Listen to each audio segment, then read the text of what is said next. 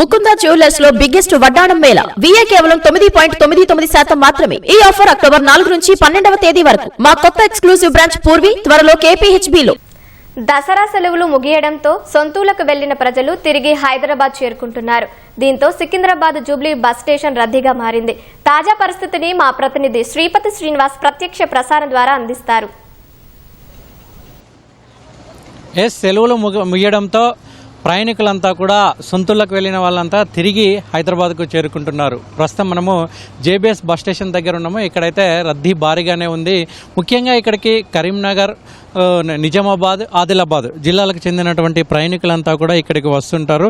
అక్కడి నుంచి ఎక్కడైతే కరీంనగర్లో నుంచి కావచ్చు, లేదంటే నిజామాబాద్ కావచ్చు, ఆదిలాబాద్ కావచ్చు, ఆయా జిల్లాల నుంచి వచ్చినటువంటి ప్రయాణికులంతా కూడా ఇక్కడికి వచ్చి JBSలోనే దిగుతుంటారు. ఇక్కడ దిగి ఇక్కడ నుంచి మన లోకల్ బస్సుల్లో స్థానిక ప్రాంతాలకు, ఆయా ప్రాంతాలకు చేరుకుంటారు. అయితే సాధారణంగా JBS బస్ స్టేషన్ నుంచి ప్రతిరోజు 1450 బస్సులు నిత్యం వెళ్తుంటాయి, వస్తుంటాయి. కానీ ఈరోజు అదనపు బస్సులను కూడా ఏర్పాటు చేసినట్లు కూడా RTC అధికారులు చెప్తున్నారు. ముఖ్యంగా ఆపరేషన్స్ అన్నీ కూడా అటు సైడ్ నుంచి ఇటు వస్తుంటాయి. అంటే కరీంనగర్ కావచ్చు, నిజామాబాద్ కావచ్చు, వరంగల్ కావచ్చు, నల్గొండ కావచ్చు, ఖమ్మం కావచ్చు, ఆయా ప్రాంతాల నుంచి ఇటు వస్తుంటాయి. ఆపరేషన్స్ అటు నుంచి ఇటువైపు వస్తుంటాయి. కాబట్టి అక్కడ ఉన్నటువంటి DMలు కావచ్చు, అక్కడ ఉన్నటువంటి RMలే బస్సుల నిర్వహణ అంతా కూడా చేస్తుంటారు. లక్షలాది మంది ప్రయాణికులంతా కూడా రేపటి నుంచి పాఠశాలలు, విద్యా సంస్థలు ప్రారంభం కావడంతో ఇక ఉద్యోగాలకు వెళ్ళిన వాళ్ళు కూడా తిరిగి వస్తుండడంతో ఈ ప్రయాణికుల రద్దీ అయితే ప్రధానంగా JBS కావచ్చు, MGBS కావచ్చు,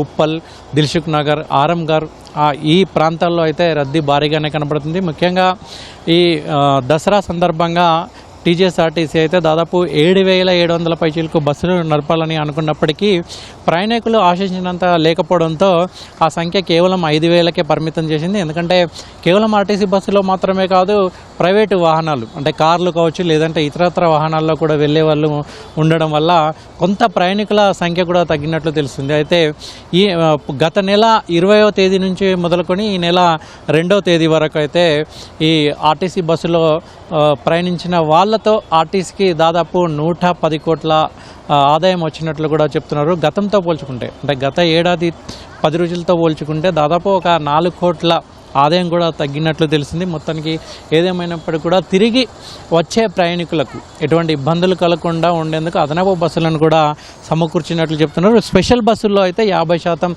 అదనపు ఛార్జీలను వసూలు చేస్తున్నట్లు అయితే RTC అధికారులు అయితే చెప్తున్నారు. ఇది కూడా ఆదాయానికి ఒక రకంగా ఆదాయం ఎక్కువగా వచ్చేందుకు కూడా ఒక కారణమని కూడా ఇక్కడ ఉన్నటువంటి ప్రయాణికులు చెప్తున్నారు. చాలామంది కూడా సొంతూళ్ళ నుంచి తిరిగి చేరుకుంటున్నారు. ముఖ్యంగా విద్యార్థులు కావచ్చు, ఉద్యోగార్థులు కావచ్చు, వాళ్ళంతా కూడా ఈ ప్రధాన ప్రాంతాల నుంచి అయితే వస్తున్నటువంటి దృశ్యాలు అయితే మనకు ముఖ్యమైనటువంటి బస్ స్టేషన్లలో కనబడుతున్నాయి.